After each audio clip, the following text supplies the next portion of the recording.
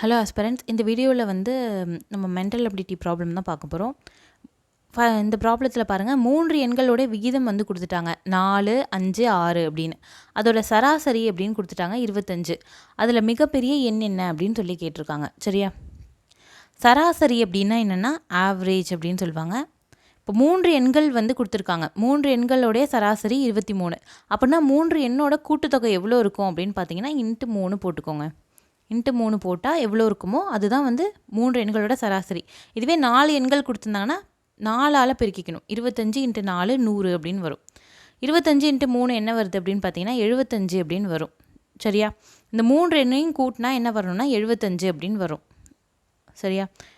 முதல்ல என்னென்னா 4x, first என்ன 4xன்னு எடுத்துக்கிட்டோம். விகிதத்தில் இருக்கிறதால எக்ஸ் போடுறோம். 4x + 5x + 6x. சரியா? ஈக்குவல் டு என்ன 75 அப்படின்னு நம்மளுக்கு ஆன்சர் வரணும். அப்போனா என்ன வரும்?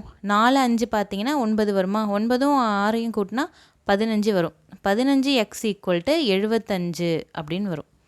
அப்போனா x = என்ன வரும் அப்படின்னு பார்த்தீங்கன்னா 75/15 அப்படின்னு வரும். சரியா?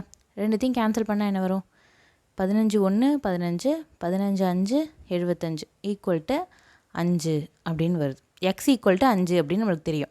இதில் வந்து இருக்கிறதுலே பெரிய எண் என்ன அப்படின்னு நம்ம சொல்லி கேட்டிருக்காங்க.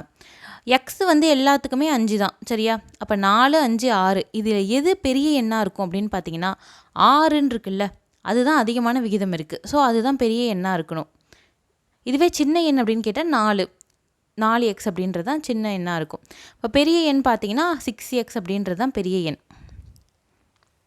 6x அப்படின்றது பெரிய எண். ஸோ 6 × 5 எவ்வளோ வருது? 6 5 சார் என்ன வரும் அப்படின்னு பார்த்தீங்கன்னா 30 அப்படின்னு நம்மளுக்கு ஆன்சர் வரும். சரியா? 30 அப்படின்றது தான் இந்த சம்முக்கான ஆன்சர். Okay, thank you.